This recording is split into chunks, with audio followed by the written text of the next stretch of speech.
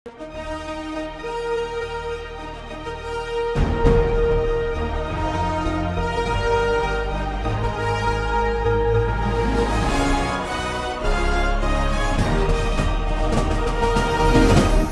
பார்த்து கொண்டிருப்பது உங்கள் ஜாஷ்வா டிவி, சகல ஜனங்களுக்கும் நற்செய்தி.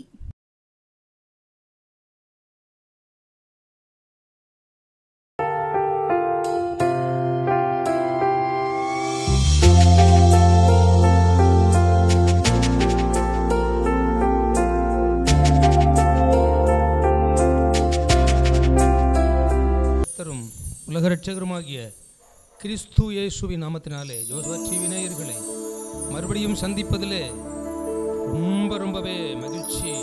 நாம் இன்றைக்கு சற்று நேரம் தியானத்திற்கு எடுத்துக்கொண்ட வேத பகுதி 2 கொரிந்தியர்ல இந்த அதிகாரத்துல 17வது வசனத்துல இப்படியாக எழுதியிருக்கு பாருங்க. இதுதான் நமது தியானமுங்க. இப்படி இருக்க ஒருவன் கிறிஸ்துவுக்குள் இருந்தால் புது சிருஷ்டியா இருக்கிறான். பழையவைகள் எல்லாம் ஒளிந்து போயின, எல்லாம் புதிதாயின. அப்படியே நம்ம தலை தாழ்த்தி செபிக்கலாமா?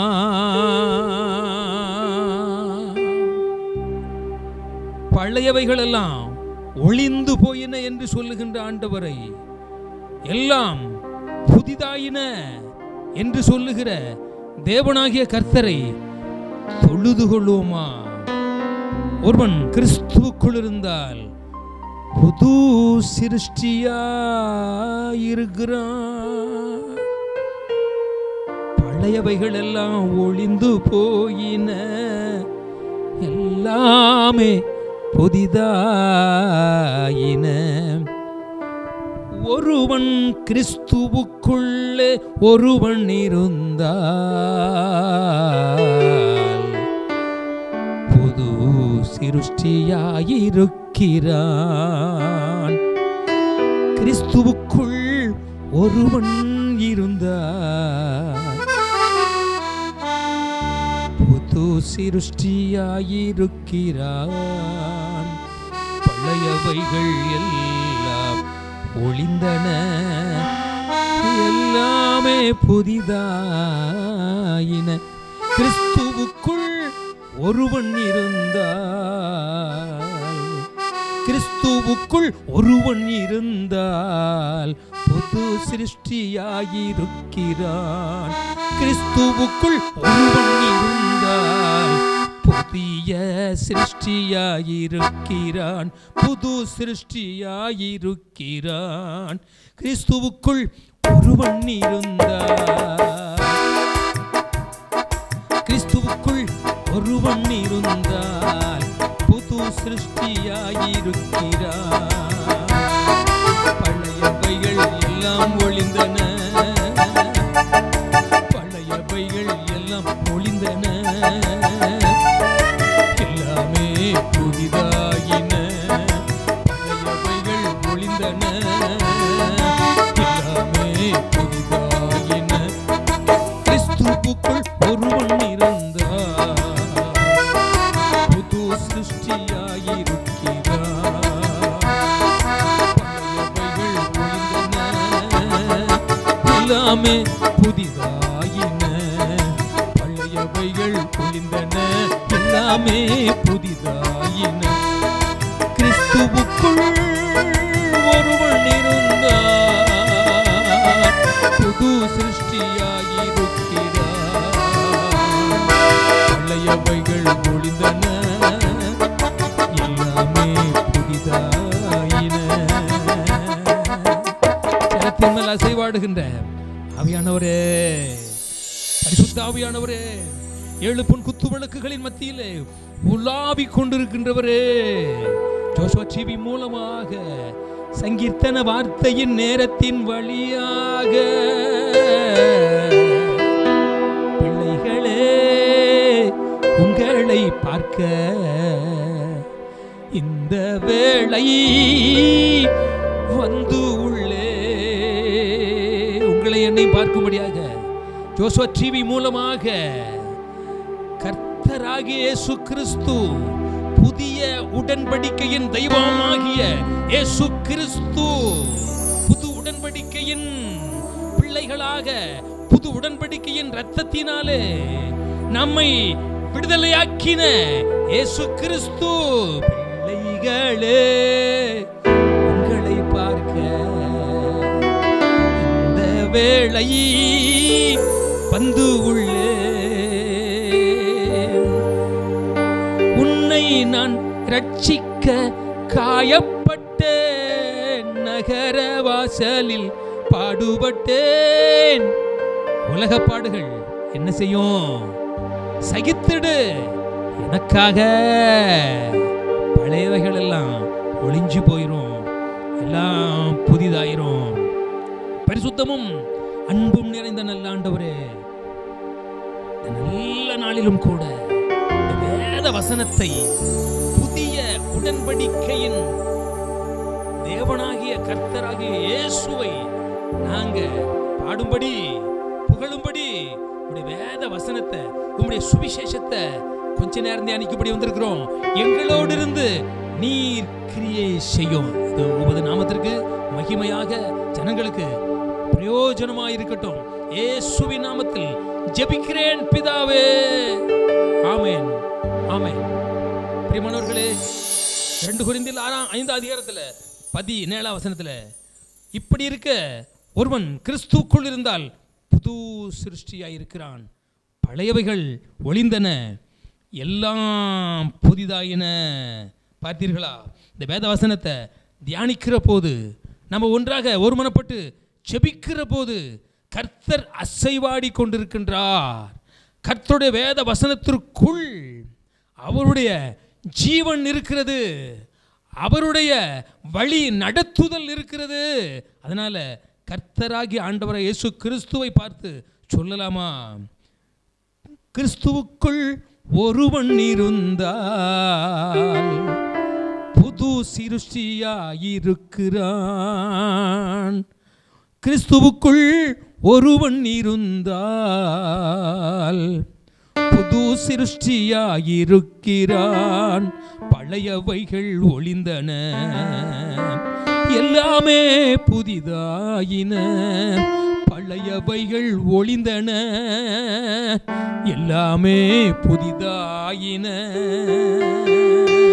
கிறிஸ்துவுக்குள் ஒருவன் இருந்தால், கிறிஸ்துவுக்குள் ஒருவன் இருந்தால்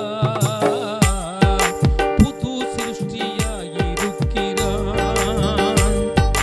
பழையவைகள் ஒளிந்தன, எல்லாமே புதிதாயின. இப்படி நீங்க சொல்லலாமா? ஒருவன் கிறிஸ்துவுக்குள் இருந்தால் புது சிருஷ்டியாயிருக்கிறான். பாருங்க, பழையவைகள் ஒளிஞ்சிருச்சு, புதியவைகள் வந்துருச்சு அப்படின்னு நீங்க சொல்லலாமா? அன்பானவர்களே, வேதவசனம் இந்த புதிய ஆண்டுல கர்த்தராகிய இயேசு கிறிஸ்துவின் சுவிசேஷத்தின் மூலமாக பக்தனாகிய பவுல் என்ற சீஷன், சிநேகிதன், ஊழியக்காரன், சுவிசேஷகன், ஆத்துமா ஆதாயப்படுத்தின, அநேகரை நீதிக்குள் கொண்டு வந்த இந்த தாசன் பவுல் என்ற ஊழியக்காரனை கொண்டு இந்த வேதவசனம் நமக்கு எழுதி கொடுக்கப்பட்டு இருக்கிறது. அன்பானவர்களே, ரட்சிக்கப்பட்ட அனுபவம் உங்களுக்குள் இருக்கிறதா? இயேசு கிறிஸ்துவின் இரத்தத்தால் நீங்க கழுவப்பட்டிருக்கின்றீர்களா? இல்ல கழுவப்படாது இருக்கிறீர்களா? இந்த வேதத்தை வாசிக்கிறவர்களா இல்ல வாசிக்காதவர்களா? ஆலயத்திற்கு வருகின்றவர்களா வராதவர்களா? கிறிஸ்துவை ஆராதிக்கின்றவர்களா ஆராதிக்காதவர்களா? ஒருவேளை கர்த்தருக்குள் அன்பு கூறுகின்றவர்களா இல்ல அன்பு கூறாதவர்களா? யாராக இருந்தாலும் சரி, கிறிஸ்துவுக்குள் ஒருவன் இருந்தால், கிறிஸ்துவுக்குள் ஒருவன் இருந்தால் புது சிருஷ்டியாயிருக்கிறான். கிறிஸ்துவுக்குள் ஒருவன் இருந்தால் புது சிருஷ்டியாயிருக்கிறான். ஒளிந்தன, எல்லாமே புதிதாயின. இதை நீங்க சொல்லலாமா? கிறிஸ்துவை புகழலாமா? பழையவைகள் ஒளிந்தன, எல்லாமே புதிதாயின. கிறிஸ்துவுக்குள் ஒருவன்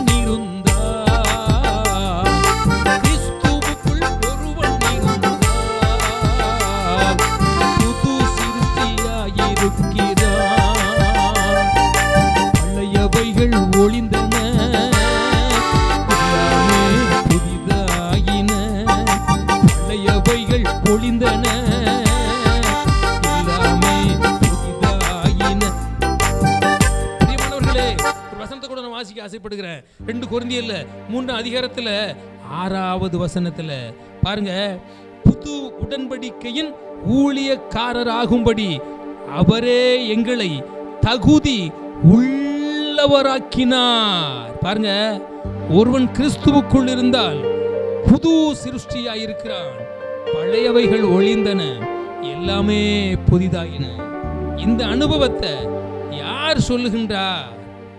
சவுலாக இருந்து பவுலாக மாறின அப்போஸ்தலன், கிறிஸ்துவின் ஊழியர்களை, கிறிஸ்துவின் சுவிசேஷகர்களை, கிறிஸ்துவின் சீடர்களை, கிறிஸ்துவின் விசுவாசிகளை துன்பப்படுத்தின சவுல் என்ற பெயரில் இருந்த அந்த மனுஷன் ஒரு நாள்ல கிறிஸ்துவால் சந்திக்கப்பட்டு, கிறிஸ்துவினுடைய மகிமையை பார்த்து, கிறிஸ்துவின் வார்த்தையை கேட்டு, கிறிஸ்துவின் சத்தத்தை கேட்டு, அந்த சத்தத்தின் நிமித்தம், கிறிஸ்துவின் முக பிரகாசத்தின் நிமித்தம், அந்த பிரகாசத்தையும், கிறிஸ்துவின் முக பிரகாசத்தையும், கிறிஸ்துவின் அந்த சத்தத்தையும் கேட்டவனாக, கண்டவனாக கிறிஸ்துவை கண்டான், கிறிஸ்துவின் சத்தத்தை கேட்டான். அதனால தான் அவன் சொல்லுகிறான், ஒருவன் கிறிஸ்துவுக்குள் இருந்தால் அவன் புது சிருஷ்டியாகிறான்.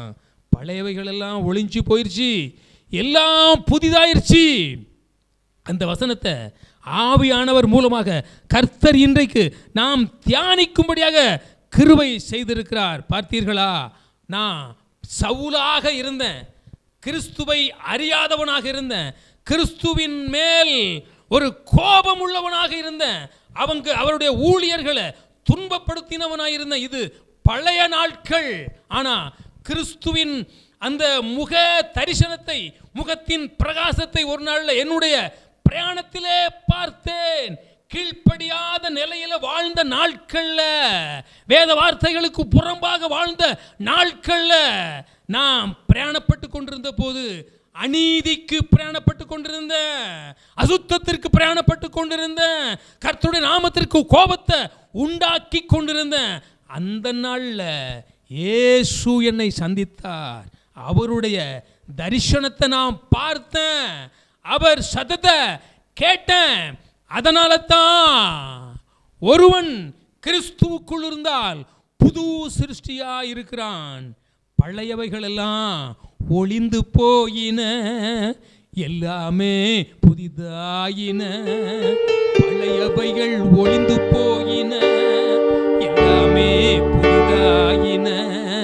கிறிஸ்துவுக்குள் ஒருவன் இருந்தார், கிறிஸ்துவுக்குள் ஒருவன் இருந்தார், புது சிருஷ்டியாயிருக்கிறார்.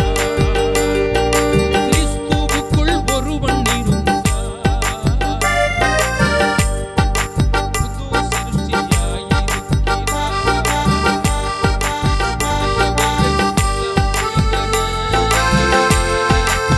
எல்லாமே புதிதாயின. அன்பானவர்களே, ஒரு வசனத்தை கூட நான் வாசிக்க ஆசைப்படுகிறேன். பிரியமானவர்களே, இந்த பவுல் சொன்னா, நான் புதிய உடன்படிக்கைக்கு ஊழியக்காரனாக இருக்கிறேன் அப்படின்னு சொல்லி பவுல் சொல்றான். இங்க ஆண்டவராக இயேசு கிறிஸ்து தன்னுடைய சுவிசேஷத்தில் இப்படியாக ஒரு வசனத்தை அவர் சொல்லுகின்றார். அதை நான் உங்களுக்கு வாசித்து காண்பிக்கிறேன். 13 அதிகாரம் மத்தேயு சுவிசேஷத்தில் 52வது வசனத்தில் 54, 53, 52, 53 அப்பொழுது அவர் அவர்களை நோக்கி, இப்படி இருக்க பரலோக ராஜ்யத்திற்கு அடுத்தவைகளில் உபதேசிக்கப்பட்டு தேறின வேத பாரகன் எவனும் தம்முடைய பொக்கிஷத்திலிருந்து புதியவைகளையும் பழையவைகளையும் எடுத்து கொடுக்கிற வீட்டு எஜமானாகிய மனுஷனுக்கு ஒப்பாயிருக்கிறான். ஒருவன் கிறிஸ்துவுக்குள் இருந்தால் புது சிருஷ்டியாயிருக்கிறான். பழையவைகள் எல்லாம் ஒளிந்து போயின, எல்லாம் புதிதாயின. இங்கே இயேசு சொல்றாரு பாருங்க, அப்பொழுது இப்படி இருக்கிறபடியால் பரலோக ராஜ்யத்திற்கு அடுத்தவைகளில் உபதேசிக்கப்பட்டு தேறின வேத பாரகன் எவனும் தம்முடைய பொக்கிஷத்திலிருந்து புதியவைகளையும் பழையவைகளையும் எடுத்து கொடுக்கிற வீட்டு எஜமானாகிய மனுஷனுக்கு ஒப்பாயிருக்கிறான். அன்பானவர்களே, அந்த சுவிசேஷத்தை பவுல் பிரசங்கித்த அந்த வேத வசனத்தை இன்றைக்கு நாம் செபிக்கிற போது அதை ஒரு புதிய பாடலாக கர்த்தர் நமக்கு கற்றுக் கொடுத்தார். அல்லேலூயா! கர்த்தருடைய நாமம் மகிமைப்படுவதாக. அல்லேலூயா! அதனால் புதியவைகளையும் பழையவைகளையும் உங்களுக்கு நான் எடுத்து கொடுக்க ஆசைப்படுகிறேன். புதியவைகளையும் பழையவைகளையும் எடுத்து கொடுக்கிற வீட்டு எஜமானாகிய மனுஷனுக்கு ஒப்பாயிருக்கிறான் என்று இயேசு சொல்றாரு. உன்னத பாட்டில் இங்க 7வது அதிகாரத்தில் நான் வாசிக்கிறேன். தூதாயின் 7ஆம் அதிகாரத்தில் 13வது வசனத்தில், தூதாயின் பல வாசனை வீசும் நமது வாசல்கள் அண்டையிலே புதியவைகளும் பழையவைகளுமான சகலவிதமான அருமையான கனிகளும் உண்டு. என் நேசரே, அவைகளை உமக்கு வைத்திருக்கிறேன். அன்பானவர்களே, என்னுடைய ரட்சிப்பின் அனுபவத்தில் பழைய நாட்களை நான் உங்கள் மத்தியில் சொல்ல, பழைய சூழலை, பழைய அந்த நடக்கைகளை, அந்த பழையவைகள் கிறிஸ்துவுக்குள் வரும் முன்பதாக கிட்டத்தட்ட 300 சினிமா பாடல்களை இந்த இருதய பலகையில் எழுதியிருந்தேன். நீங்கள் ஒருவேளை நினைக்கலாம், இந்த மனுஷன் வம்புக்கு பாடுதாரா, இல்லை அன்புக்காக பாடுகின்றாரா, நன்மைக்காக பாடுகின்றாரா, இல்லை தீமைக்காக பாடுகின்றாரா, சந்தோஷமாக பாடுகிறாரா, இல்லை துக்கத்தோடு பாடுகின்றாரா? நீங்க சிந்தித்து கொண்டே இருக்கலாம். தன்னை பெருமைப்படுத்த பாடுகின்றாரா அப்படின்னு சொல்லி ஒருவேளை உங்களுக்குள்ள கேள்வி எழுந்து கொண்டிருக்கலாம். 300 சினிமா பாட்டு எப்படியாகியும் ஒரு பெரிய மேடையில் பாடகனாகணும் அப்படின்னு சொல்லி ஒரு ஆசை. அந்த ஆசையினால 300 சினிமா பாடல்களை எஸ்பி பால சுப்பிரமணியன், இன்னும் மலேசியா வாசுதேவன், DM சௌந்தரராஜன் இவங்கெல்லாம் பாடின பாட்டை இந்த இதய பலகையில் எழுதி சந்தோஷமாக ஒரு முன்னோக்கத்தோடு ஒரு எப்படியாகிலும் மேன்மைக்கு வந்துடலாம் அப்படின்ட்டு நினைச்சு மனப்பாடம் பண்ணினேன். ஆனால் மேன்மை வரல, தாழ்மை வந்துச்சு. சந்தோஷம் வரல, துக்கம் வந்துருச்சு. நன்மை வரல, தீமை வந்துருச்சு.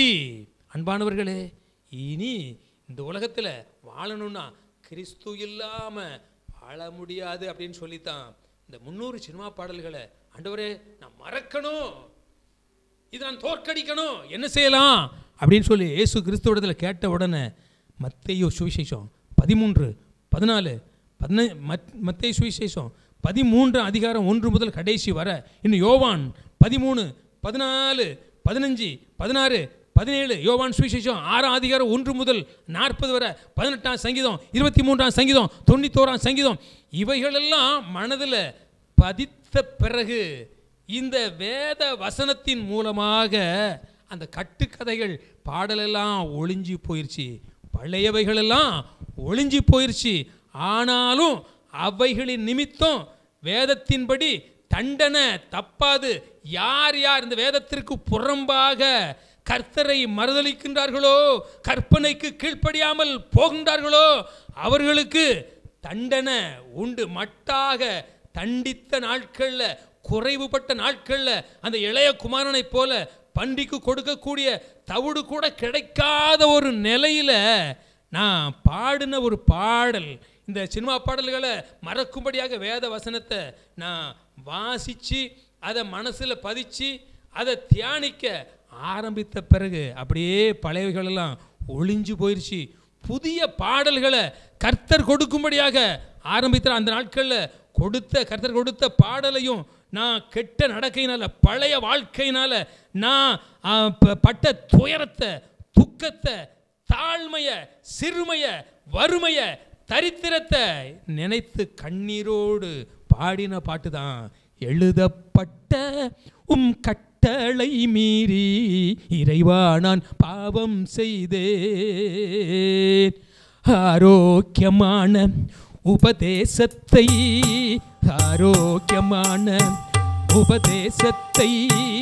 ஆகாததா எண்ணினேன், நான் ஆகாததா எண்ணினேன்.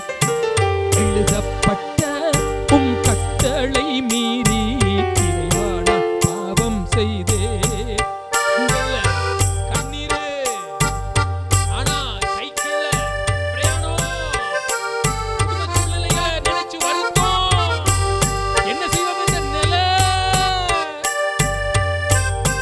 சத்திய வசனத்தை கை கொள்ளாமல் சஞ்சலம் அடைந்தேன் ஐயா, சந்தோஷம் இழந்தேன் ஐயா. தீய வசனத்தை கை கொள்ளாமல் சஞ்சலம் அடைந்தேன் ஐயா, சந்தோஷம் இழந்தேன் ஐயா. துன்மார்க்கமாக ஜீவனம் பண்ணி துன்பத்தை இழுத்தேன் ஐயா, துன்மார்க்கமாக ஜீவனம் பண்ணி துன்பத்தை இழுத்தேன் ஐயா, என் இன்பத்தை இழந்தேன் ஐயா. எழுதப்பட்ட கட்டளை மீறி இறைவா நான் பாவம் செய்தேன். இளவயதின் பாவம் எலும்போடு ஒட்டி மரணத்தை ருசி பார்க்குமே, மண்ணுக்கு திரும்பிடுமே. இளவயதின் பாவம் எலும்போடு ஒட்டி மரணத்தை ருசி பார்க்குமே, மண்ணுக்கு திரும்பிடுமே.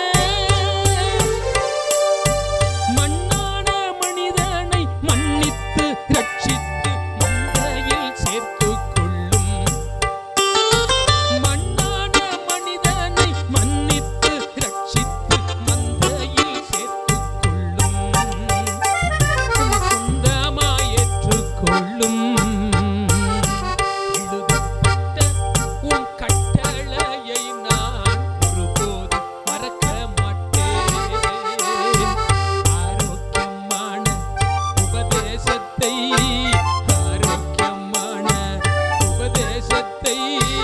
உணவாக உட்கொள்ளுவேன், கண்ணீராக பருகிடுவேன்.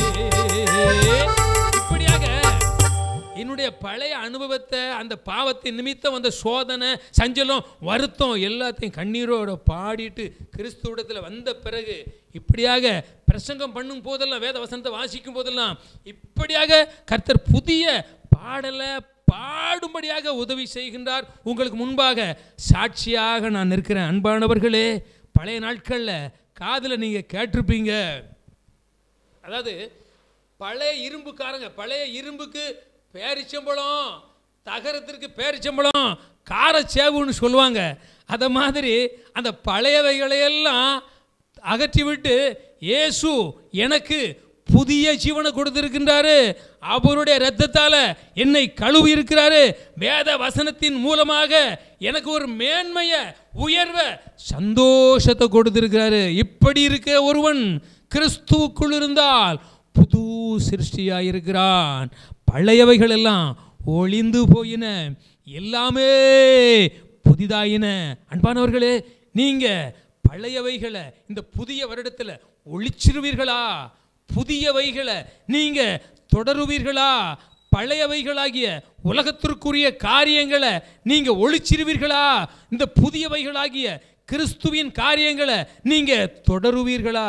பழையவைகளில் இருந்தீர்களானால் அந்த பரலோகத்திற்கு போக முடியாது.